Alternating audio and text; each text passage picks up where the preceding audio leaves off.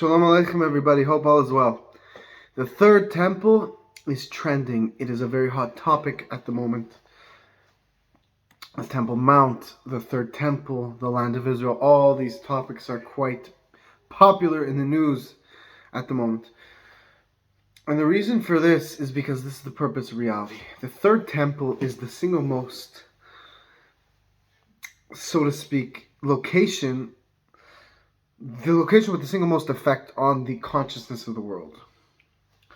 What I mean is that this specific location, in this building, in this place, which is not just a building, but we'll get to it, is not just a building, but rather it affects the very essence of the world and the consciousness of the world.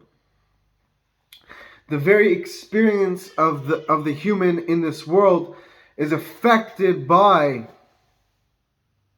the third temple. Or any temple that exists, the first two as well.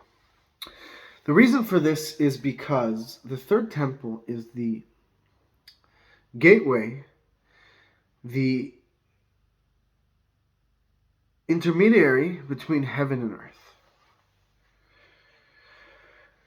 And even more than just heaven and earth, the gateway between heaven and beyond heaven. It draws down a level beyond heaven. It draws down a revelation of God himself. To understand this, we are in the lowest world. There's no world lower than this one. We're in the Malchus of the world of Mashiach. We're in the lowest part of the lowest part of the lowest world. And this is the world where the divine is the most hidden.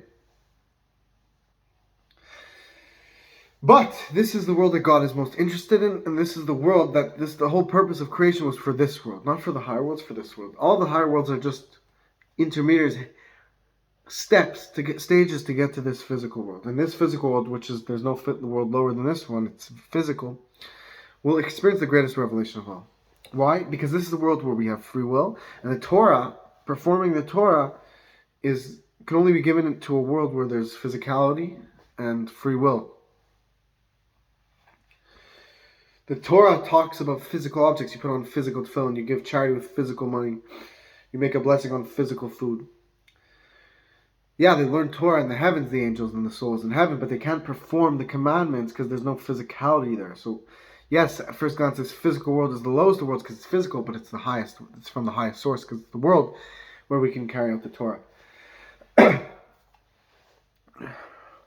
So the third temple is the facilitation of this revelation. Because this is the lowest world with the highest source, and this is the world where God is going to reveal himself, his greatest revelation is going to take place down here in this world. The third temple is the epitome of this revelation. And it will be completed by the Messiah. The Messiah will be the king who takes care of this facilitation. He's going to be the master, the prophet, who is going to bring us all to a state of experiencing the Almighty. So of course the third temple is going viral. Of course the Temple Mount is going viral. It's the purpose of creation is for this revelation. Of course it's a controversial topic because anything that has a realness to it and purpose and ultimate importance, of course there's going to be an energy to it, a controversy to it, because it's so revolutionary. So we have to understand that in the moment now, it says that the Almighty is revealed and dwells in the temple, and he doesn't just dwell in the building of the temple, but it shines forth to the entire world, causing everyone alive to experience this divine revelation, a level that is beyond the worlds, a level of God that is completely and infinitely beyond the worlds, revealed in this lowest of worlds. So, and until that happens, we know that the place where the Almighty dwells is when we learn his laws. When we learn his laws, that is where he dwells. When we learn about putting on tefillin, it's a mitzvah to put on tefillin. Every morning from a Jewish male to put on tefillin. We learn about the mitzvah to eat matzah on Passover. The commandment. Mitzvah means commandment.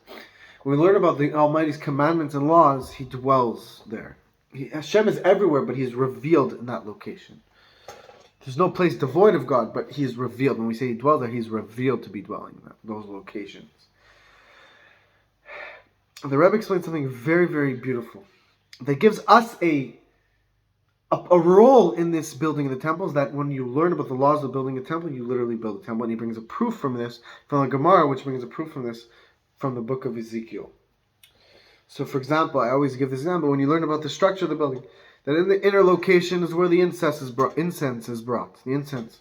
Where in the outer courtyard, the outer locations is where the animal sacrifices are brought. And you learn about this is the place, the tunnels which bring the Kohanim, the priests, to immerse in the purifying waters, the mikveh.